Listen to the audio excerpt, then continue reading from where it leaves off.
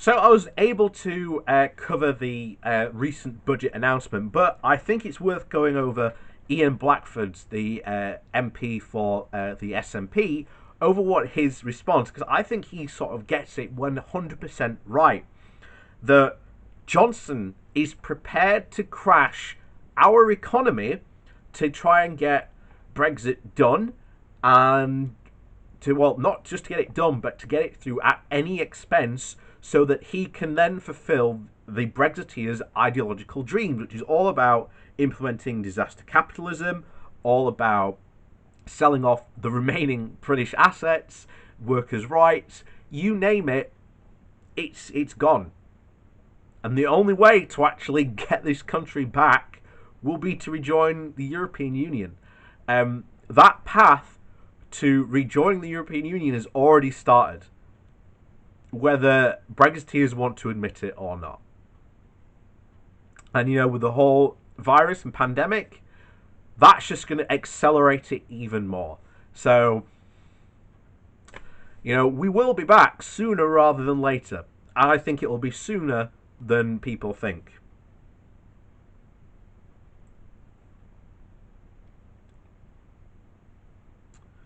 So Ian Blackford, the SNP's leader in Westminster, has claimed, as he warned, of a narrow ideology of the Brexiteer fanboys led by Dominic Cummings, now running the Treasury.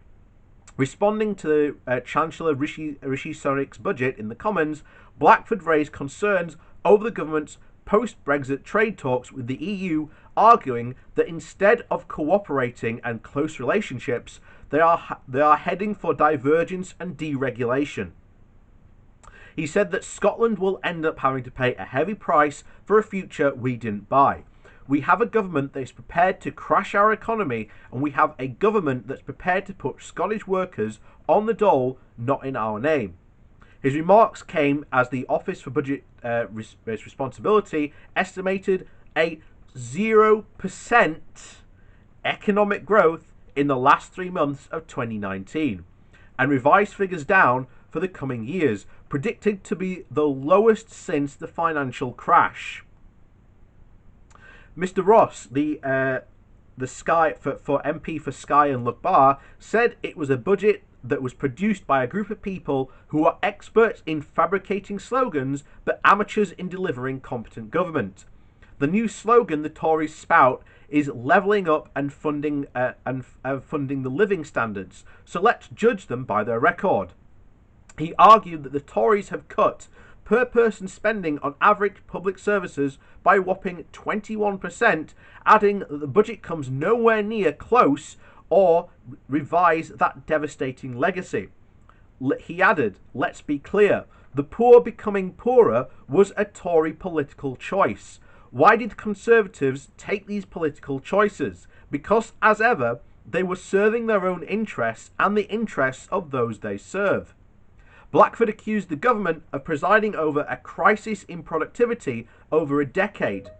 He added that printing money for the financial services industry only ended up helping those working in the financial services industry. Improved productivity and capital investment for wider society never got a look in. So today I challenge the Chancellor. Will he commit to launching a review into the impact of the bonus culture in the financial services and its effect on the general economic activity? Blackford called on the Chancellor to increase the money allowance for universal credit and to end the benefit cap, increase benefits above inflation, and restore the lost value from the last 4-year freeze. Plus, scrap the 2-child cap on tax credits and scrap the rape clause, plus bringing in a child payment scheme similar to that in Scotland and deliver justice for WASP women, he added. On the BBC licence fee, he added, it's time to pay up, stop pushing pensioners and keep TV licence free for all those 75 and older. He also added that Tory immigration plans will devastate Scotland and the United Kingdom, and the Chancellor needs to understand that a partial fig leaf to prepare for Scottish Tory bushes on immigration will not be enough. And he's right.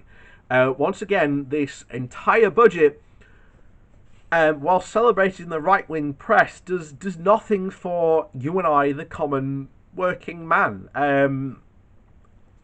It's incompetent government delivered by people who can only deliver slogans. Hence the whole thing about levelling up. These things aren't going to have an overall impact. In the short term, they might do, but that's the problem. Our government, especially this government, is so short-sighted, it doesn't care about long-term gains. It would rather have a short bump and then, well, leave it. And you can see that very plainly and clearly from the budget. So once again, the Tories are in power, nothing's going to get better, and people are going to say, well, I thought Brexit was meant to make my life better. It's not. The people who made your life worse in the first place were, and always were, the Tories and their pushing of austerity. People being poorer is not a choice for the Tories. It is their modus operandi. They don't care about people being poorer. To them, as we've already discussed, people who are poor should be jealous of the rich and want to become rich themselves. But that isn't an option for a lot of poor people. In fact, it isn't the option for the vast majority of poor people. They need every advantage, and as a society, we should be working to lift people up through government programs, welfare, and so on. But that ain't going to happen with this government.